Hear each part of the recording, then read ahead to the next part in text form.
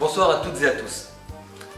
L'année 2020 aura été une année hors norme, une année difficile pour beaucoup d'entre nous, dans nos professions, comme dans nos vies de famille. 2021 commence par une présentation des vœux, là aussi très particulière. Cette cérémonie à laquelle les élus et la population sont attachés parce qu'elle fait partie de notre tradition et nous permet de nous rencontrer dans un cadre convivial, se réduira à un message en ligne. Je voudrais ici mettre l'accent sur l'importance du rôle des fonctionnaires territoriaux travaillant sur notre commune, sur la difficulté croissante aussi de leur métier, qu'il soit technique ou administratif. L'accueil physique que nous proposons aujourd'hui au quotidien nécessite de la part de notre personnel de la compétence, mais aussi de la bienveillance et de l'empathie. Au moment où la communication entre êtres humains s'effectue beaucoup par le biais de claviers, la possibilité de parler, de se livrer parfois, est essentielle à mes yeux. En temps normal. Elle est primordiale en temps de crise. Je veux ici les remercier très sincèrement de leur implication, de leur dévouement et souvent de leur patience. Je souhaite profiter de ce moment pour rappeler l'importance du rôle que jouent les associations dans la cohésion, l'animation, la vitalité d'un territoire.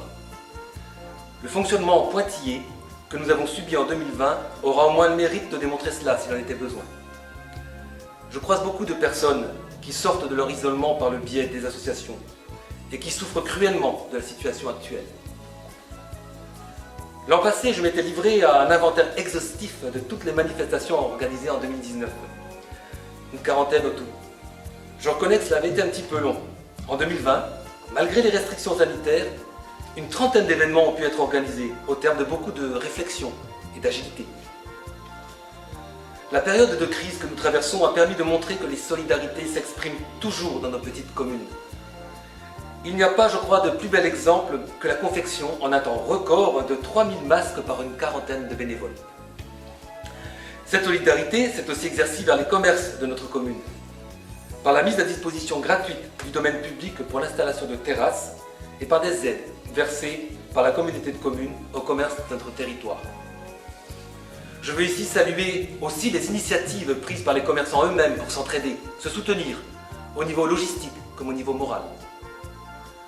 Au niveau des commerces, je voulais souhaiter la bienvenue aux 7 nouvelles enseignes qui se sont installées au Fou en 2020. Si cela n'a pas toujours été évident, notre marché hebdomadaire a fonctionné sans discontinuer toute la période de crise et a montré tout l'intérêt des filières d'alimentation locale. 2020, on l'oublierait presque, c'était aussi le renouvellement des conseils municipaux et des conseils communautaires. Là encore, les choses n'ont pas été simples. Tout est maintenant en place et vos conseillers travaillent dur à la mise en œuvre des projets sur lesquels ils ont été élus. Très concrètement, je voulais évoquer les principaux dossiers traités en 2020. La poursuite des études liées à l'aménagement du centre-bourg de Rumingol. Nous en sommes à l'avant-projet numéro 3. Cet avant-projet sera présenté aux conseils municipaux prochainement, puis présenté à la population à l'occasion d'une réunion publique. Je crois pouvoir dire que nous avons bien travaillé au niveau de demande de subventions sur ce dossier, puisque nous en sommes aujourd'hui à près de 60% d'aide de l'État notamment, mais aussi du département et de la région. Une avancée notable au niveau du retour en régie de la cantine scolaire. Nous sommes en train de finaliser notre départ du Silurique. Il ne faut cependant jamais vendre la peau de l'ours. La communauté de communes s'est également engagée à acheter 4 hectares au niveau du captage de Penardvern. Ceci avec une participation financière de la commune.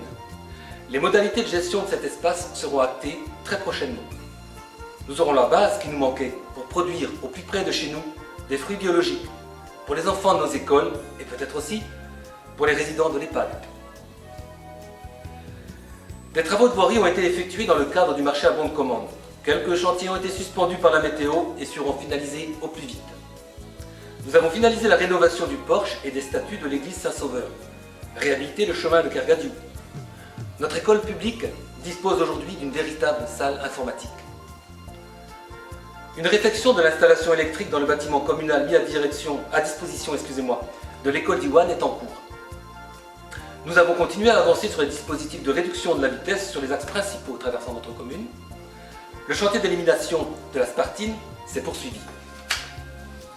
Nous avons également fourni un gros travail dans l'élaboration des dossiers de subvention. Au niveau de l'assainissement, nous avons lancé un gros chantier de contrôle des assainissements non collectifs. Certaines lignes n'avaient pas été visitées depuis 2008. Nous avons également imposé le diagnostic de raccordement au réseau public en cas de mutation. Je développe tout cela en détail dans le prochain ARFA ou MAG. L'unité de soins Alzheimer est en phase d'achèvement. Le personnel de l'EHPAD s'est beaucoup investi dans ce dossier important. Je veux l'en remercier chaleureusement. Le dossier des maisons seniors, 13 logements plus 5 lots libres, a lui aussi bien avancé. Si tout se passe bien, début de chantier en 2021. Nos projets justement pour 2021. En résumé, ils s'inscriront pour beaucoup dans la continuité des dossiers importants initiés en 2020. Nous réactiverons le dossier du City Park et mettrons en place un ALSH pendant les vacances scolaires. Les toitures des bâtiments publics seront visitées et les travaux les plus urgents entamés. Nous allons également, dans le cadre du dispositif Petite Ville de demain, pour lequel nous avons été retenus, travailler à la mise en valeur de la place Saint-Joseph. Nous mettrons tout en œuvre pour vendre dans les meilleures conditions possibles le 29 et les terrains communaux proches du nouveau centre de secours. Pour terminer ces vœux, je voulais vous dire le plaisir que j'ai à travailler avec une équipe d'élus pleinement engagés au service de la collectivité. Vous dire aussi que nous pensons très fort à tous ceux qui se trouvent fragilisés par la situation sanitaire et espérons que 2021 nous permettra de reprendre une vie normale et de nous projeter à nouveau dans l'avenir. Bonne année, bonne santé. Blavesmat, Ayermat.